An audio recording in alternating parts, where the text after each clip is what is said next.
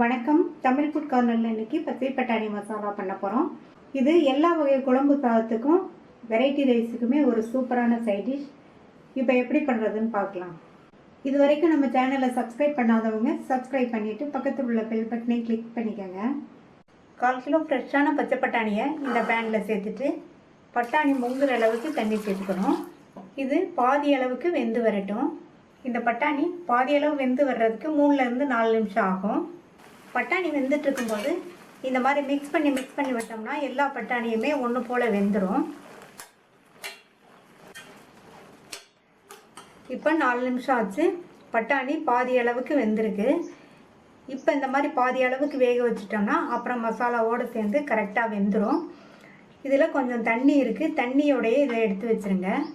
நீங்கள் ஃப்ரோசன் பட்டாணி எடுத்திங்கன்னா அதை வேக வைக்க வேண்டியதில்லை. டைரெக்டாகவே நம்ம மசாலாவோடு சேர்த்து இந்த வேக வச்சு அந்த மசாலாவை செஞ்சிடலாம்.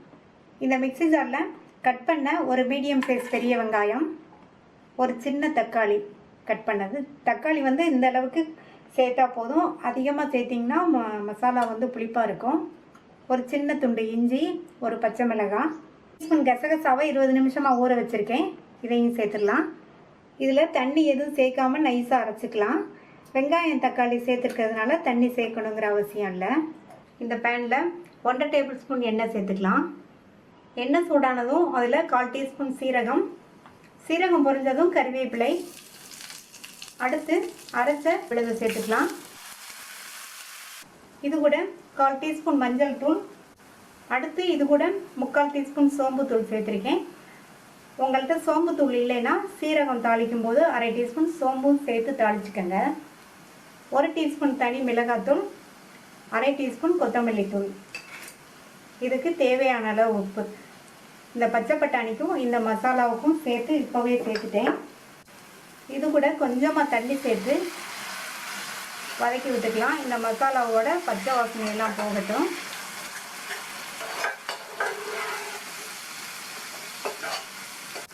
சேர்த்த மசாலாவோட பச்சை வாசனை எல்லாம் போயிடுச்சு. வேக வச்ச பட்டாணியை தண்ணியோடையே சேர்த்துடலாம். சேர்த்துட்டு நல்லா மிக்ஸ் பண்ணி விட்டுருங்க.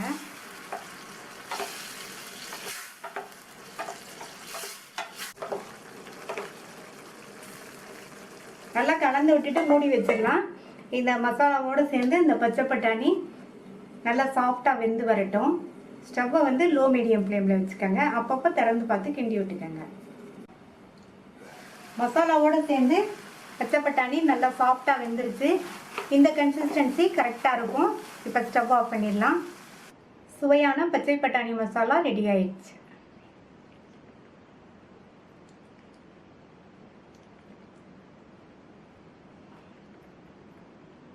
இந்த பச்சை பட்டாணி மசாலாவை ட்ரை பண்ணி பார்த்துட்டு உங்கள் கமெண்ட்ஸை சொல்லுங்கள். தேங்க்யூ.